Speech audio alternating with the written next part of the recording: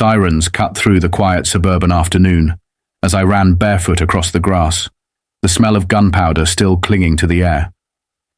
My daughter was on the ground, her therapy dog barking wildly, and all I could see was blood soaking through her jeans. Neighbors stood frozen on their porches, some filming, others crying, but no one moved fast enough. The paramedics yelled something I couldn't hear.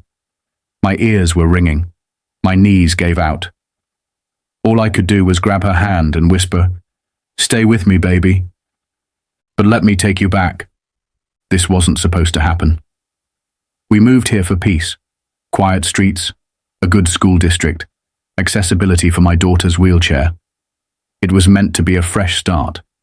Instead, we were met with hostility cloaked in passive smiles. At the center of it all was a woman named Karen. Yes, that kind of Karen, the self-proclaimed queen of the HOA. She didn't like us from the start. Maybe it was the ramp we built for my daughter, maybe it was the therapy dog, or maybe she just didn't like being told no. What she didn't know, what no one in the neighborhood knew, was that I am a federal judge. I don't just know the law, I enforce it. And when she pulled that trigger, when she decided to take my daughter's life into her own hands, she had no idea she'd just declared war on the wrong mother. This wasn't just going to end in an arrest. This was going to end in justice. Before everything spiraled out of control, our life was simple. Not perfect, but peaceful. I had just accepted a new appointment in the federal circuit, which came with the privilege and the burden of moving to a quieter, more affluent suburb. My daughter, Ava, was the reason I chose this particular neighborhood. She's 12, bright as the sun, and stronger than most adults I know. After the accident 2 years ago, when a reckless driver ran a red light and changed our lives forever, Ava had to relearn everything. She lost the use of her legs. The trauma was deep, but her spirit refused to bend. We worked hard for her recovery. Between hospital visits, therapy sessions, and endless insurance battles, I became more than just a mother. I became her advocate, her voice, her defender. We adopted Charlie, her golden retriever, as a therapy dog. He goes everywhere with her, grounding her when the anxiety creeps in and giving her the confidence to face each day. I wanted a home where she could feel safe, where the sidewalks were smooth enough for her wheels, and where she could enjoy a backyard again. The neighborhood seemed perfect at first glance. Tree-lined streets, quiet evenings, friendly hellos from dog-walking neighbors. We moved in during spring, when the flowers bloomed along every driveway and kids played basketball in cul-de-sacs. Ava immediately took a liking to our backyard, and we spent hours planting flowers and painting her new ramp. We didn't expect trouble, certainly not from the homeowners association. I knew there'd be rules. I'd read every line of the HOA bylaws before we closed on the house. We weren't breaking any. At that time, I didn't see the stares. I missed the whispers. I chalked up the cold greetings to small-town reserve. But Ava noticed. She once asked me why the neighbor lady always frowned when she waved. I told her not to worry, that people sometimes need time to adjust. But I should have listened closer to my instincts, to the subtle tension hiding behind forced smiles and clipped conversations. Because beneath the pristine lawns and manicured hedges, there was rot. And it was only a matter of time before someone tried to poison the peace we had worked so hard to build. It was only a week after we'd moved in when I first met her, Karen. She approached me while I was unloading groceries from the trunk, clipboard in hand, sunglasses pushed up into her stiff blonde hair like a permanent crown. Her smile was thin, almost brittle, and her tone teetered on that delicate edge between friendly and threatening. "Welcome to the neighborhood," she said, eyeing the ramp we had just finished painting 2 days earlier. "Just a friendly reminder, we have to get HOA approval for structural modifications like that. It's in the handbook." I explained calmly that the ramp wasn't structural. It was a temporary removable accommodation for my daughter, in full compliance with ADA guidelines and the HOA's own bylaws. Her lips tightened. She nodded, but I could tell she didn't like being corrected. That was the moment I knew. This wasn't a neighbor dropping by with cookies. This was someone who saw herself as a gatekeeper, and us as trespassers. Karen didn't yell, not at first. She didn't need to. Her power was in the petty, passive-aggressive notes tucked under our doormat, citing us for excessive lawn growth or improper trash bin placement. One time she knocked on our door just to inform me that Charlie, Ava's therapy dog, seemed too large for a neighborhood with children. I stared at her, incredulous. He is a service animal, for my daughter. Karen just raised her eyebrows and walked away. Ava noticed too. She became more hesitant to play outside, more withdrawn. The first time Karen scolded her for riding too fast in her wheelchair along the sidewalk. Yes, riding too fast. I had to take a walk around the block just to cool down. I found Ava on the porch afterward trying to smile, pretending it didn't bother her. But it did. Neighbors began to distance themselves from us. Some waved, but didn't stop to chat. Others avoided eye contact altogether. One woman across the street seemed kind, often offering a small wave from her porch swing. But when Karen was around, she quickly ducked back inside. It was clear Karen held some kind of invisible authority here, a grip on this place that no one wanted to challenge. Still, I told myself it was manageable, that people like her only thrive if you let them, that if we kept to ourselves, followed the rules, she'd move on. I didn't realize then that Karen didn't just want order. She wanted control. And my daughter's independence was something she couldn't tolerate. At first, I tried to brush off the tension as typical neighborhood politics. We kept our yard immaculate, abided by every rule in the HOA handbook, and made no modifications beyond what was necessary for Ava's access and safety. But that didn't stop the notices. They started appearing like clockwork. Bright orange slips taped to our door or slipped under the mat. Violations for things so trivial they felt made up. Excessive decorative elements on porch, referring to the potted flowers Ava and I had planted together. Noise disturbance from canine barking, even though Charlie barked only when someone approached the gate. One morning, we found a warning about unsanctioned mobility equipment, Karen's new term for Ava's wheelchair ramp. Then came the emails. Cold, mechanical, and always signed, warmly Karen, HOA board chair. She cited obscure clauses, demanded photos of every part of our property, and implied legal consequences for non-compliance. I responded formally, attaching documentation and ADA guidelines each time. Her tone grew icier, as if each legal rebuttal bruised her ego. I began to feel like I was back in court, drafting arguments not to defend a criminal, but to protect my daughter's right to live in peace. Ava stopped going outside on her own. Once so lively and independent, she began asking me to accompany her just to water the flowers. She was afraid. Not because Karen had done anything violent, yet, but because of the stares. The way Karen would pause at the end of the driveway just to watch her, arms folded, lips pursed, like a judge passing sentence without speaking a word. Then it got worse.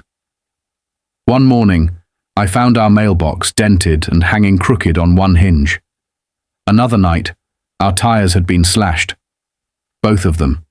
Deep, clean cuts that no rock or accident could cause. The police came and wrote up a report, but there were no witnesses. No cameras caught the act. When I checked the footage from the neighborhood's shared security system, the clips from that night were conveniently missing. We installed our own camera soon after. I didn't announce it. I wanted it to capture her exactly as she was when she thought no one was watching. And it did. Karen pacing in front of our house, talking on the phone and pointing at our windows. Karen taking photos of our dog, zooming in aggressively as if building some imaginary case. Karen leaving another note, this time not on HOA letterhead, but handwritten and cruel. If you can't follow the rules, maybe this isn't the right neighborhood for your kind. That night, I sat at my desk, reviewing every file, every message, every violation slip. The evidence was piling up, and part of me considered pressing charges. But a stronger part of me, the mother, not the judge, wanted to believe it would stop before it reached a breaking point. I didn't know we were already past it. The storm was coming, and it would arrive with the crack of a gunshot. It was one of those rare afternoons where everything felt calm. The sun was out, the sky a quiet blue, and Ava had just finished her physical therapy session. She asked if she could sit outside with Charlie and listen to music while I made lunch. I remember looking at her through the kitchen window, her earbuds in, smiling as Charlie chased a butterfly through the grass. It was the kind of peace we hadn't felt in weeks, and I let myself believe, just for a moment, that maybe things were finally settling down. I was halfway through slicing vegetables when I heard it. The shout. Muffled at first, then louder, sharper. I dropped the knife and rushed to the window. Karen was at the edge of our property, gesturing wildly, yelling something I couldn't make out. Ava had taken her earbuds out and was looking up, confused but not afraid. She said something in return, something I couldn't hear, probably trying to de-escalate. She always tried to be kind, even when she shouldn't have had to. Karen stepped closer, too close. Charlie ran between them, barking, protective. Karen flinched and yelled again, and then, like some sick scene unfolding in slow motion, she reached into her purse and pulled out a small black handgun. My breath caught in my chest. Before I could scream, before I could run, two sharp cracks echoed through the air. Ava screamed and collapsed. Charlie howled and darted away. I bolted out the door, my feet barely touching the ground as I ran across the yard. My daughter was lying on her side, blood pooling beneath her legs. Her hands trembled as she reached for me, her face pale, her eyes wide with pain and disbelief. "Mom, my legs," she whispered. "I can't feel them." I screamed for someone to call 911, my voice raw and broken. A neighbor ran over, already on the phone with dispatch, while another brought a towel to press against the wounds. Karen stood frozen at the edge of the lawn, the gun dangling loosely from her hand, her face blank as if she didn't fully grasp what she had done. The sirens came fast, first the police, then the ambulance. The paramedics worked quickly, lifting Ava onto a stretcher while trying to slow the bleeding. Charlie had returned, whimpering and pressing his body against my side as I knelt beside her. I tried to stay strong, but the sight of her blood on the grass shattered something inside me. Karen didn't resist when the officers approached her. She muttered something about self-defense, about being threatened by the dog and the girl's wheelchair moving too fast. The officers exchanged a look, and I saw it in their eyes. They weren't buying it. As the ambulance doors closed and sped away with my daughter inside, I stood there shaking, covered in blood, staring at the woman who had just stolen what little freedom my child had left. She didn't know who I was, but she was about to learn.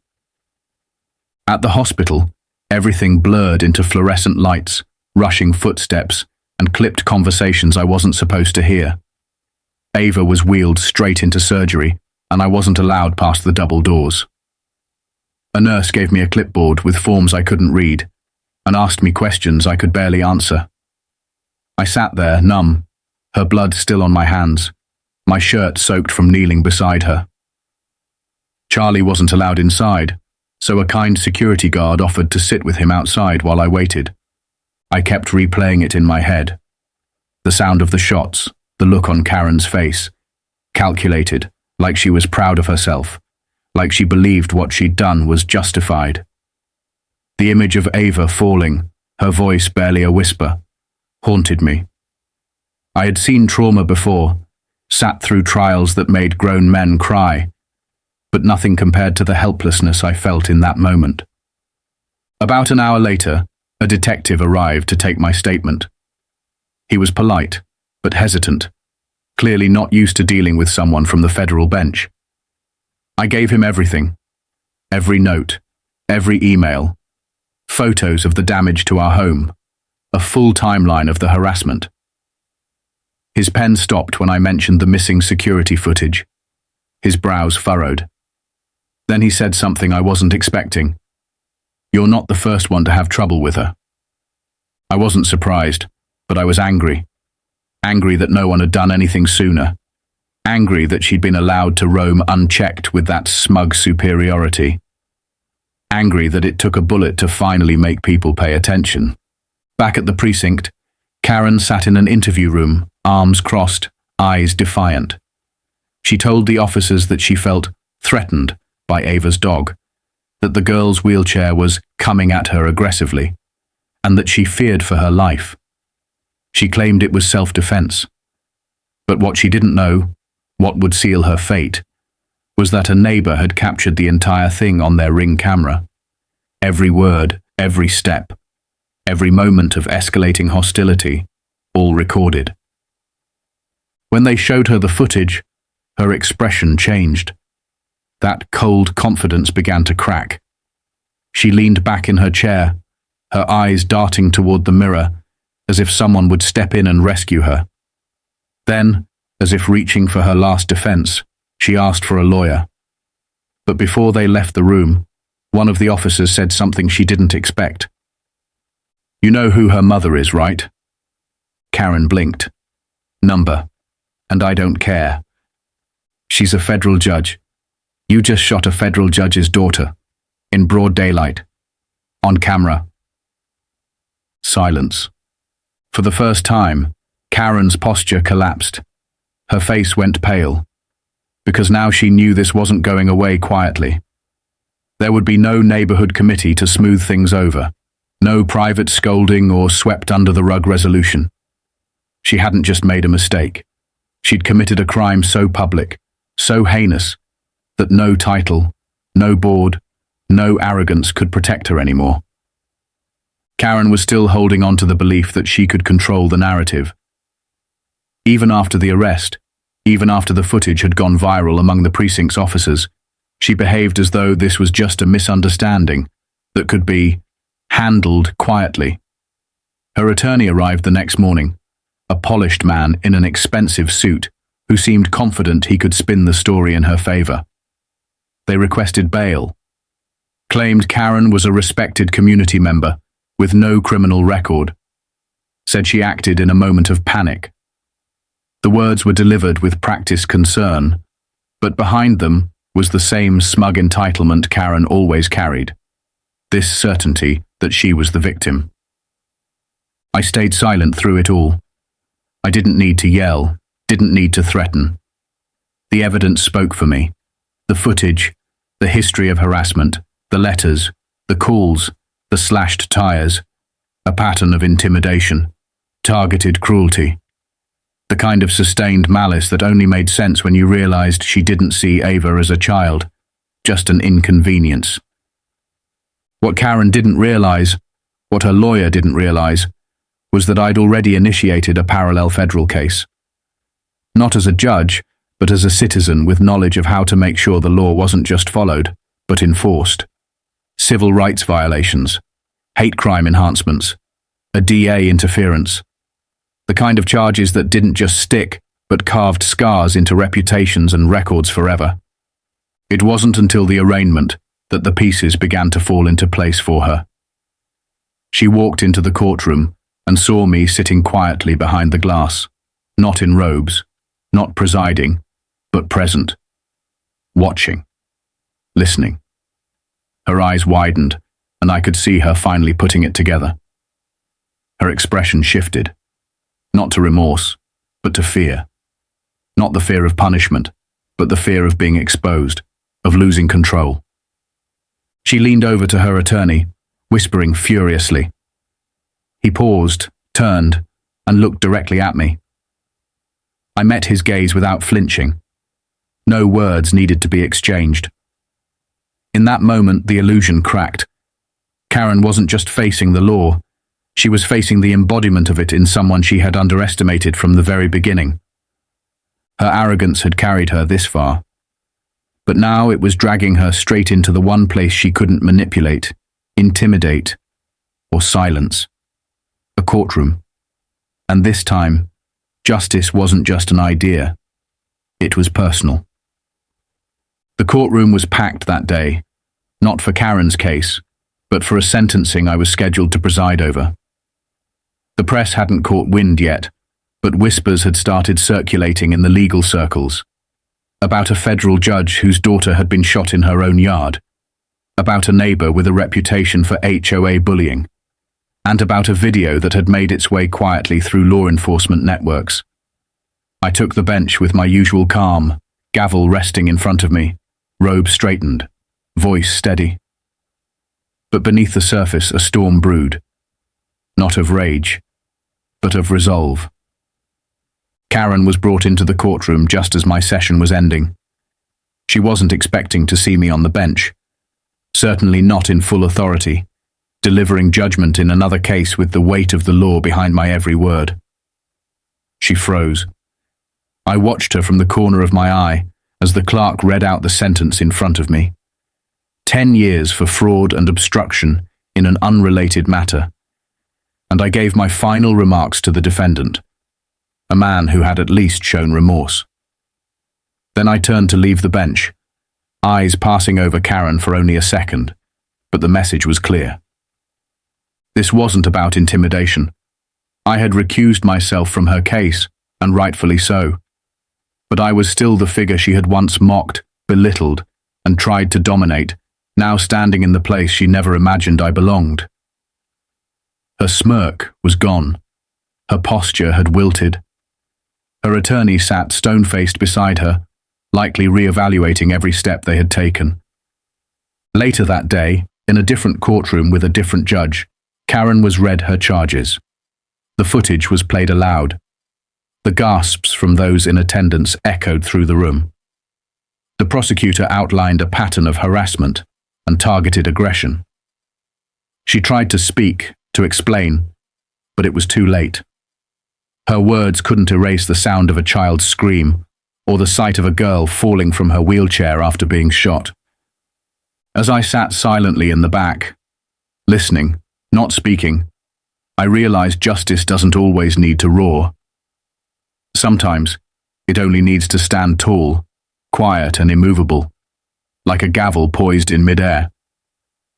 Karen had tried to control a neighborhood. She ended up facing a system far bigger than she could bully. And now, the scales were finally tipping.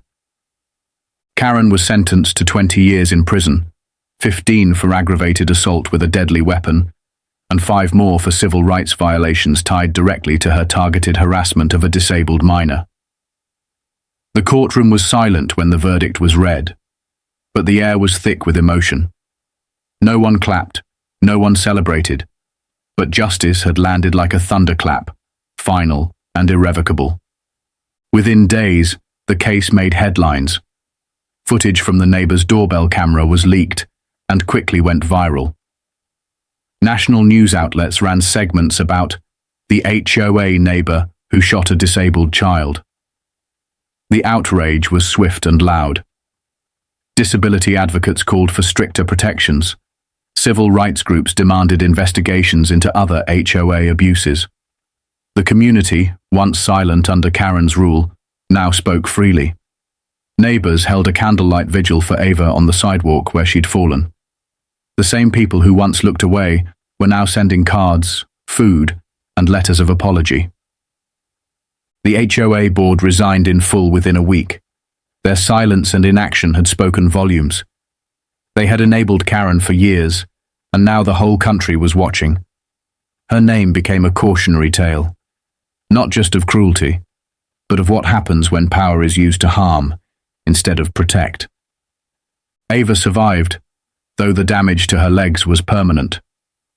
She now uses a motorized chair, but if you ask her, she'll tell you that it just makes her faster. Her spirit never broke. It transformed. In the months that followed, she became a voice for others like her, speaking out about accessibility, safety, and the quiet ways discrimination hides behind policy. She started a blog, then a podcast, and now leads community panels across the state. Watching her speak, confident and unshaken, I don't just see my daughter. I see a survivor who turned pain into purpose and fear into fire. Justice isn't about vengeance. It's about accountability. When someone harms the vulnerable, they don't just break a rule, they shatter something sacred. Karen thought she could bully her way through life, that power meant control. But real power is using your voice to protect, to uplift, to defend those who can't always fight back. My daughter reminded me of that. She reminded the world. If you ever see injustice, whether it's loud or silent, don't look away. Speak, act. Because sometimes the smallest voices carry the greatest weight, and sometimes the quietest strength belongs to the ones you tried hardest to silence.